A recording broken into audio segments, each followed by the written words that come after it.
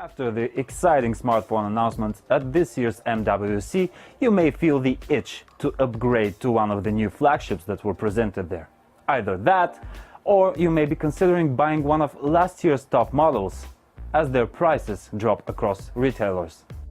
The Galaxy S7 is very comfortable to hold thanks to the arched corners in the back and the softer edges all around. The device just feels airtight and very solid, probably thanks to its IP68 rating for dust and water resistance.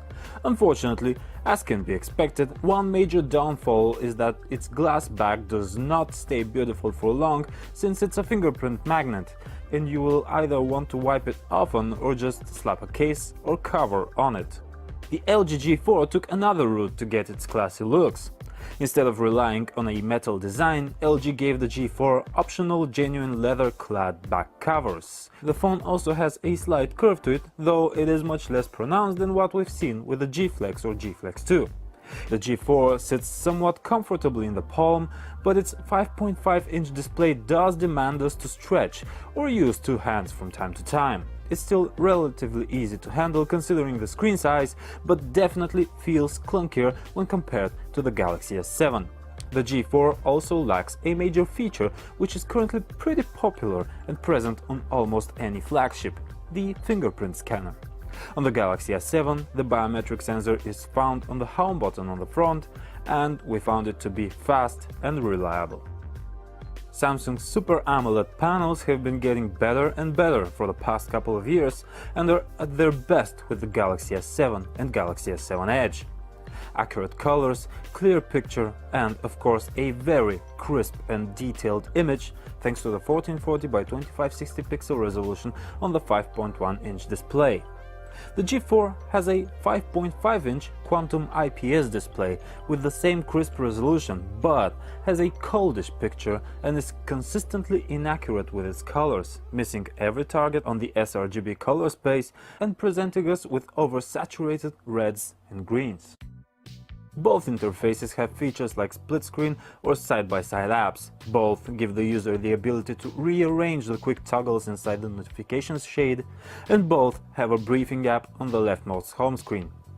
Samsung and LG are famous for packing lots of features in their interfaces, and the Galaxy S7 and G4 make no exception. Still, there are some differences between both UIs. LG's UX4 makes use of the virtual navigation buttons at the bottom of the screen, lets us handpick app icons, has the so-called Q-Slide apps, which are small apps that launch in floating Windows mode for multitasking purposes, or Q-Remote feature, an app that uses the phone's IR blaster to control various household devices, TVs, air conditioners, etc. Samsung's Galaxy S7 looks a bit simpler at first, with no mini apps, no IR blaster, and no ability to change the appearance of single items on the home screen. But we feel this is a good thing. TouchWiz still has deeper layers of functions if one were to look, but on the surface the interface looks solid and easy to grasp. It's just better when basic operation is streamlined and extra features don't just pop up constantly to distract us from what we are doing in the first place. Also, customizability is much more intelligible thanks to Samsung's theme store. Naturally, there's little competition when it comes to performance. Not only is the G4 rocking last year's hardware, it is also equipped with a hexa-core Qualcomm Snapdragon 808, which was a notch lower in the pecking order than the flagship Snapdragon 810. The Galaxy S7 rocks the newest quad-core Qualcomm Snapdragon 820, which was developed in partnership with Samsung itself. For non-US units, the processor is an octa-core Samsung-made Exynos 8890. In any case, both variants of the S7 outperform the G4 with ease. Other components also help Samsung's flagship shine with speed. The UFS 2.0 internal storage chip is blazing fast, and the Galaxy S7 does have a generous 4GB of LPDDR4 RAM, while the G4 has 3GB of the older and slower LPDDR3 variety. Both handsets come with 32GB of internal storage, expandable via microSD card, though if you are buying an international variant of the Galaxy S7, you can also get a 64GB storage variant. With the Galaxy S7, Samsung worked towards improving the camera even further, widening the lens and aperture and outfitting the sensor with larger pixels. What this means is that we get more light entering the sensor when taking a photo, which helps for better low-light performance and generally less shaky shots, as the shutter speeds can get shortened in any situation.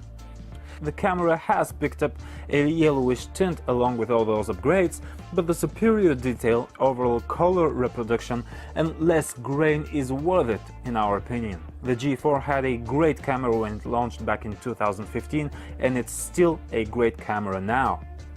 It's also a good performer in dark environments and among the best snappers when conditions are ideal. It does tend to produce a bit more grain than the Galaxy S7 and will sometimes fail when taking a challenging shot, so it's just a notch less reliable. In the Galaxy S7, Samsung incorporated a new autofocus tech, which it calls dual pixels. Basically, the phone is able to find, lock onto and follow objects very fast and accurate. The LG G4's laser-assisted autofocus is still good enough, but it definitely feels like yesterday's tech when compared to Samsung's solution.